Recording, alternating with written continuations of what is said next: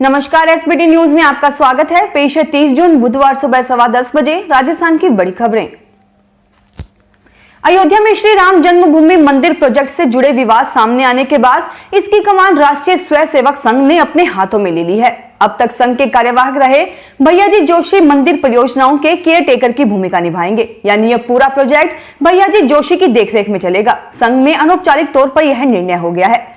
हालांकि औपचारिक तौर पर अयोध्या में राम मंदिर निर्माण का काम राम जन्मभूमि तीर्थ ट्रस्ट देख रहा है, जिसकी सचिव चंपत राय को विश्व हिंदू परिषद से ट्रस्ट में मनोनीत किया गया है।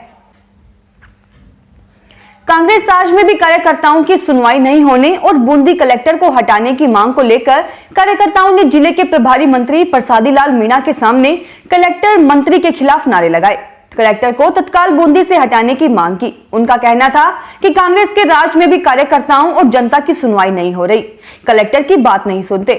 कार्यकर्ता जनता कहां जाएं? कलेक्टर को नहीं हटाया गया तो अगली बार प्रभारी मंत्री को जिले में नहीं घुसने देंगे। सर्किट हाउस में जन सुनवाई के दौरान कार्यकर्ताओं ने नारेबाजी शुरू कर दी। हंगामा होते देख प्रभारी मंत्री जन सुनवाई बीच में छोड़कर कमरे में चले गए। उनके पीछे भी कार्यकर्ता नारेबाजी करते रहे। वैक्सीनेशन महाअभियान के दिन मध्य प्रदेश में लगी 16 लाख डोज के मामले में राजस्थान के मुख्यमंत्री अशोक गहलोत ने शिवराज सरकार पर आरोप लगाया है। उन्होंने कहा कि इस अभियान के पहले मध्य प्रदेश ने जानबूझकर वैक्सीनेशन अभियान को धीमा कर दिया था ताकि वैक्सीन का स्टॉक बचा रहे। बाद में अभियान वाले दिन एक साथ उपयोग करते हुए 16 लाख लोगों को वैक्सीन लगा दी गई। दरअसल 21 जून को केंद्र सरकार ने 18 से 44 एज के ग्रुप के लिए मुफ्त वैक्सीन लगाने की शुरुआत की थी। इस दिन केंद्र ने महाअभियान के रूप में मनाने के निर्देश दिए थे। राजस्थान की जेलों में बंद कैदियों के कौशल विकास और जेल को आत्मनिर्भर बनाने की दिशा में लगातार नवाचार जारी है। पिछले साल जयपुर में शुरू किए गए नवाचार को अब प्रदेश भर में एक्सटेंड करने की तैयारी है।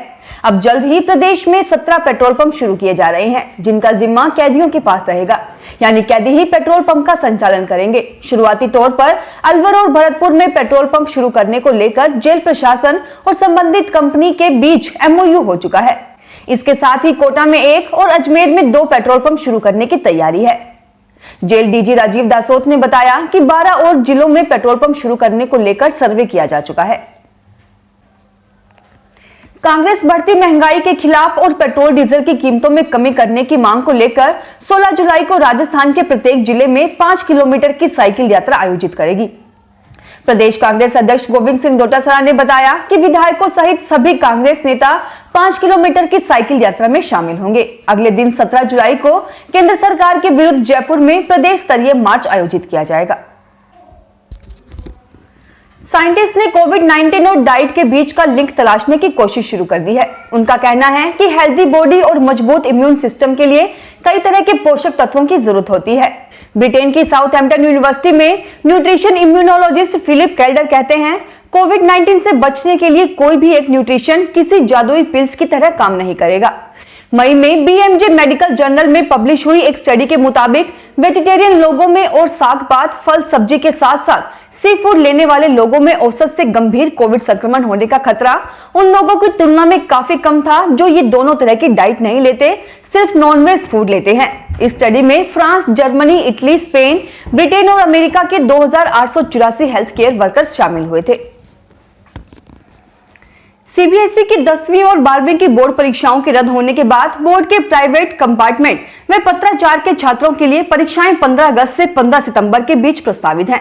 इन परीक्षाओं में लगभग 1 से 1.5 लाख छात्र शामिल होंगे। देश भर में ये छात्र इन परीक्षाओं का विरोध कर रहे हैं। छात्रों का तर्क है कि जब तक नियमित छात्रों का असेसमेंट हो रहा है तो कोविड के खतरे के बीच इनकी परीक्षाएं क्यों ली जा रही हैं। हालांकि CBSE 12वीं के प्राइवेट एग्जाम्स को रद्द करने की मांग को लेकर कोर्ट में दाखिल याचिका पर सुनवाई हो चुकी है और यह फैसला बोर्ड पर छोड़ दिया गया है।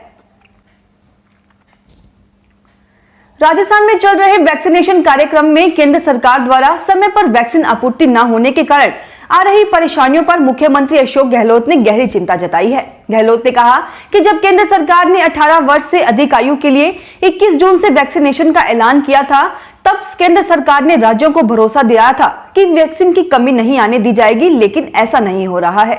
उन्होंने कहा कि प्रतिदिन 15 लाख वैक्सीन लगाने की क्षमता है।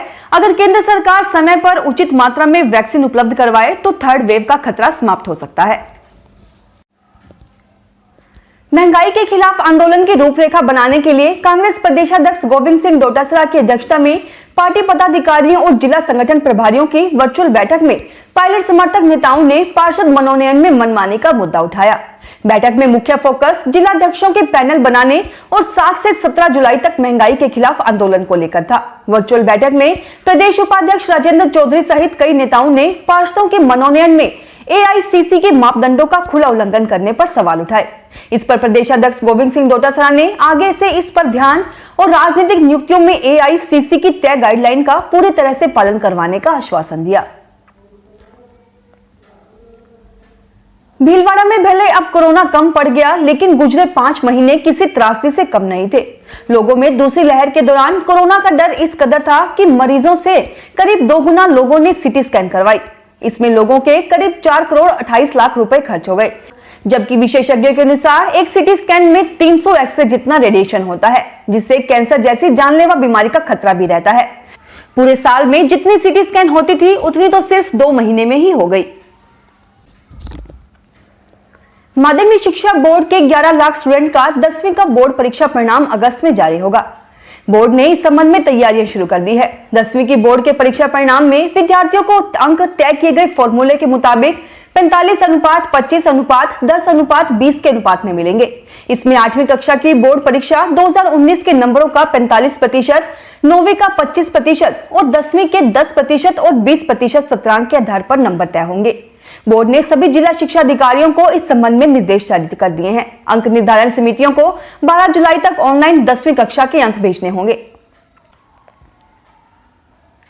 जयपुर नगर निगम ग्रेटर के निलंबित मेयर डॉक्टर सौम्या गुर्जर और 3 पार्षदों के खिलाफ पेश चालान को शहर के एसीएमएम एड मेट्रो प्रथम कोर्ट ने पुलिस को वापस लौटा दिया है। कोर्ट ने आधा अधूरा चालान पेश करने पर नाराजगी भी जाहिर की है। वहीं इस मामले में जांच अधिकारी से जवाब भी मांगा है। ज्योति नगर थाना पुलिस ने इस मामले में जांच के बाद 14 जून को कोर्ट में चालान पेश किया था। नगर निगम आयुक्त यज्ञमित्र सिंह देव ने ज्योति नगर थाने में 4 जून को मामला दर्ज करवाया था। राजस्थान में कोरोना वायरस संक्रमण के मंगलवार को 121 नए मामले सामने आए। चिकित्सा विभाग द्वारा मंगलवार शाम जारी आंकड़ों के अनुसार बीते 24 घंटे में राज्य में कोरोना वायरस संक्रमण के 121 नए मामले सामने आए। नए मामलों में जयपुर में 37, अलवर में 30, सीकर में 12, उदयपुर राजसमंद में 9 नए मामले सामने आए हैं।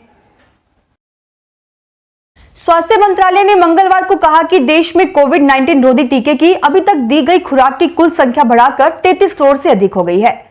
शाम 7 बजे संकलित एक अस्थायी रिपोर्ट के अनुसार देश में अभी तक दी गई टीके की कुल खुराक की संख्या बढ़ाकर 33 करोड़ 25,81,423 हो गई है। इसमें मंगलवार को दी गई टीके की 33,79,525 खुराक भी शामिल है। निलंबित मेयर सौम्या गुर्जर की याचिका खारिज होने के दूसरे दिन मंगलवार को एसीबी ने उनके पति राजा राम को बीबीजी कंपनी के 276 करोड़ रुपए के भुगतान के बदले 20 करोड़ रुपए घूस मांगने के आरोप में गिरफ्तार कर लिया। यह पूरी कार्रवाई 3 एडिशनल एसपी के जिम्मे रही। एडीएसपी बजरंग सिंह ने मामला दर्ज किया था। फिलहाल इस बुलेटिन में इतना ही, फिर हाजिर होंगे और बड़ी खबरों के साथ। एसबीटी न्यूज के वीडियो देखने के लिए हमारे चैनल को सब्सक्राइब करें और नोटिफिकेशन पाने के लिए बेल आइकन को प्रेस करें।